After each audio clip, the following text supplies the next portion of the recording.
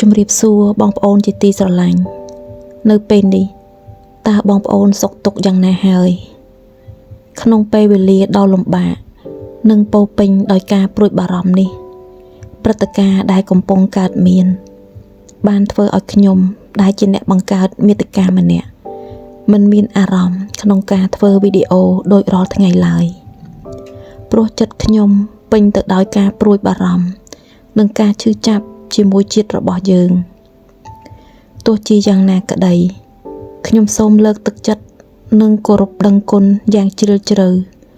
ដល់វីរៈកងទ័ពខ្មែរទាំងអស់ដែលបានលះបង់កម្លាំងកាយកម្លាំងចិត្តនិងសូម្បីតែជីវិតដើម្បីការពារជាតិមាតុភូមិនិងប្រជាពលរដ្ឋខ្មែរនៅពេលនេះខ្ញុំសូមថ្វាយការអធិដ្ឋានសម្រាប់ប្រទេសកម្ពុជារបស់យើងសូមព្រះវរបិតាដែលគង់នៅឋានសួគ៌ដ៏ខ្ពស់បំផុតសូមព្រះអង្គคุ้មគ្រងនិងថែរក្សាវីរៈកងទ័ពទាំងអស់ឲ្យពួកគាត់មានសុខសុវត្ថិភាពមានកម្លាំងចិត្តកម្លាំងកាយនិងអាចត្រឡប់មកជួបជុំគ្រួសារវិញដោយសុវត្ថិភាពសូមព្រះអង្គប្រទានសន្តិភាពដល់ប្រទេសកម្ពុជារបស់យើងសូមប្រទានបញ្ញានិងការយល់ឃើញដ៏ត្រឹមត្រូវដល់ថ្នាក់ដឹកនាំគ្រប់ជាន់ថ្នាក់ដើម្បីឲ្យការឈ្លានពាននិងការឈឺចាប់ទាំងនេះអាចបញ្ឈប់ដោយសន្តិវិធីសូមព្រះអង្គទតមើលដល់បងប្អូនជនភៀសសឹកគ្រប់ទីកន្លែងសូមឲ្យពួកគាត់មានកន្លែងស្នាក់នៅសមរម្យ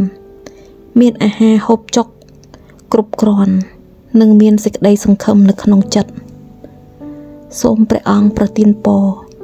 ដល់ម្ចាស់ជំនួយទាំងអស់ទាំងក្នុងនិងក្រៅប្រទេសអរគុណចំពោះការលះបង់ទ្រព្យសម្បត្តិការលះបង់កម្លាំងកាយចិត្តនិងការលះបង់ពេលវេលា